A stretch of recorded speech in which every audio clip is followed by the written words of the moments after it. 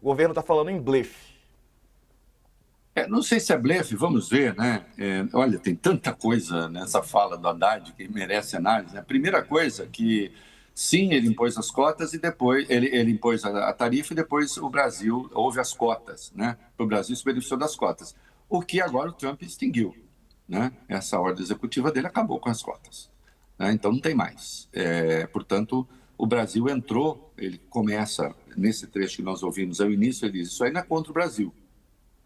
Foi uma decisão que eles tomaram em relação a todos aqueles que exportam aço e alumínio para os Estados Unidos, né?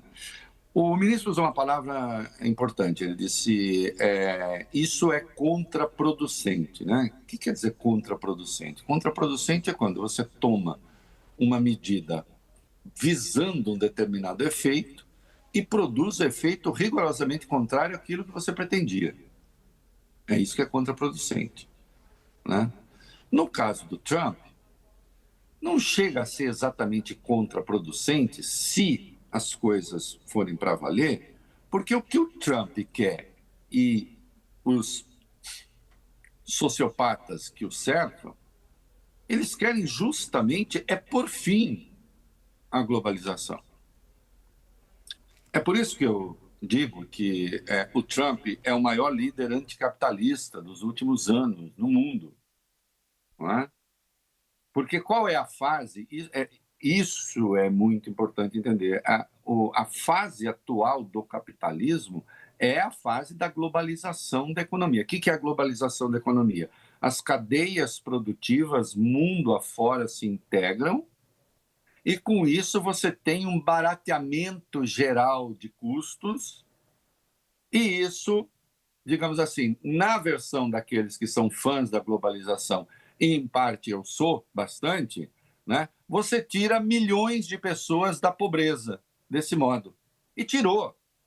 A China tirou 600 milhões de pessoas da pobreza. Só na China. Não é?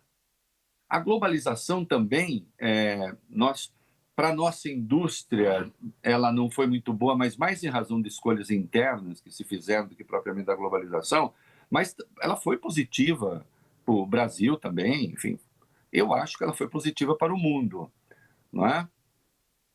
E essa economia globalizada, ela entrou numa fase que passou a ser a nova face do capitalismo, e é por isso que grupos de extremíssima esquerda, por exemplo, são antiambientalistas, são contra políticas afirmativas, políticas inclusivas.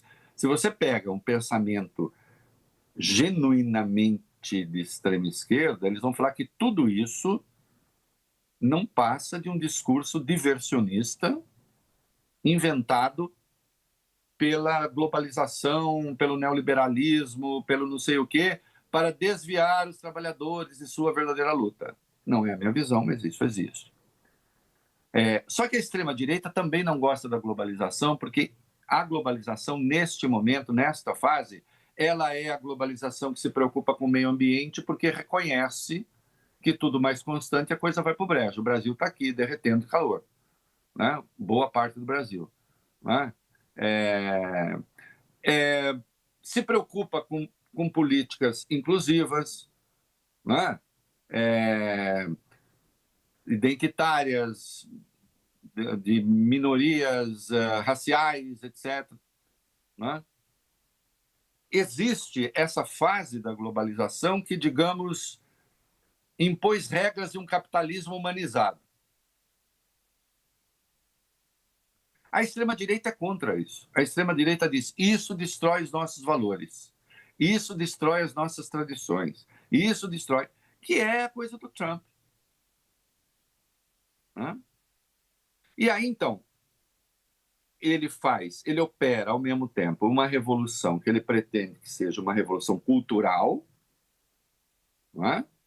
Chega dessa história, nós vamos tomar medidas para conter os trans, para conter o identitarismo, para conter, para expulsar os imigrantes, chega disso, vamos nos voltar para os interesses da América e na economia vai ser o quê? Bom, na economia nós vamos meter tarifa em todo mundo, vamos voltar ao século XIX, ao fim do século XIX, disse ele com todas as letras, porque ali, de fato, né, os Estados Unidos eram grandes e ele taxava todo mundo, etc. Então, veja, quando o ministro diz o que o Trump está fazendo é contraproducente. Seria contraproducente, propriamente, se o Trump estivesse interessado em manter a globalização, se ele fosse a expressão da globalização. Mas ele é a expressão, a rigor, da antiglobalização. Porque junto com a globalização veio o que se chamou globalismo.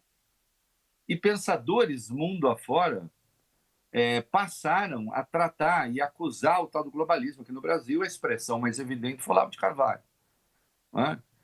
Olha o globalismo seria a versão viciosa da globalização, que na verdade seria comandada e conduzida por comunistas, em particular pelos chineses. Então, nós vamos combater tanto o globalismo como a própria globalização. E a forma de combater a globalização é pensar nos interesses americanos. Até agora, de fato, aconteceu pouca coisa, né? Porque a tarifa que ele impôs para o Canadá e para o México, por enquanto, está suspensa. A da China está valendo, a China já retalhou, mas também, por enquanto, não é o Armagedon, né? E agora veio essa coisa envolvendo o Brasil. É blefe para negociar? Vamos ver, blefe para negociar o quê? A questão é saber o que ele quer negociar. Temos de saber, né? Porque com o Brasil, há pouca coisa a negociar. A nossa balança é deficitária com os Estados Unidos. Ela não é superavitária. Né? Ele vai falar assim, não, eu não vou conseguir mesmo inverter o meu negócio da balança com a China, que é muito deficitária, então vou tentar arrancar do Brasil isso que está nos faltando. Não dá, porque o comércio bilateral é da ordem de 80 bilhões, 80 e poucos bilhões entre ida e volta. 40 e poucos bilhões de exportação, 40 e poucos bilhões de importação lado a lado, com uma desvantagem para o Brasil. Né? Agora, o que ele vai querer negociar? Vamos ver. O Brasil acerta em não ter uma reação histérica. Né? De sair falando, e agora também vocês vão ver. Sei lá quem, eu até tinha criticado aqui o vazamento, não a publicação. Né? Publicação não. O jornalista publica, sabe que tem que publicar. Né? Porque senão vira informação privada para quê? Né? Mas alguém disse a Mônica Bergamo no governo, vai taxar as empresas de tecnologia como retaliação e tal. Isso aí eu até disse aqui, eu falei, isso é expressão de desejo, não é decisão. O Haddad correu para dizer, não tem nada disso. Então, fez muito bem o Brasil em, por hora, dizer, vamos ver o que vai acontecer, vamos conversar, vamos tentar demonstrar para o Trump que não faz sentido ele sobretaxar, ele meter essa tarifa no Brasil. Né? Que a manutenção das cotas, no caso do Brasil, é correta, é justificável. E aí ver se ele se sensibiliza. Se não se sensibilizar, aí claro que o Brasil vai optar pela reciprocidade. Vai fazer o quê? Né? Você não pode ter um país que decide unilateralmente sobretaxar a importação e nada acontecer. Né? Então, é claro que o Brasil vai fazer a sua parte. Agora, faz muito bem, eu acho, em reagir com cautela. Né? Não sair histericamente atacando os Estados Unidos e não sei o quê. Né? Até porque alguém comentou ali no governo, o Trump não gosta de ser contrariado. Bom, isso é verdade, né? Não gosta de ser contrariado. Ele reage muito mal, ele reage como um moleque mimado. Né? Numa equação, e isso aqui eu tenho procurado ler analistas mundo afora para ver, mas escuta, mas alguém justifica isso que o Trump está fazendo? Alguém diz, esse é um bom caminho? Não, o máximo que há é dizer, eu vou explicar por que ele faz isso nos Estados Unidos, porque está preocupado com os trabalhadores da siderurgia dos Estados Unidos, não sei. Mas tudo, tudo, tudo, quando você faz a conta, ele mais vai perder emprego do que gerar emprego com essas coisas. Porque o que ele gera de emprego no setor, ele perde encarecendo a produção. Então, não há nada que justifique isso do ponto de vista econômico, e aí sim, nesse sentido particular, é contraproducente.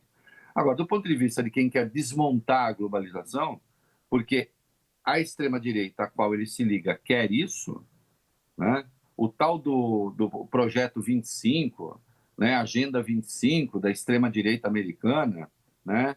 Está em curso, está em curso. Item por item daquele delírio, né?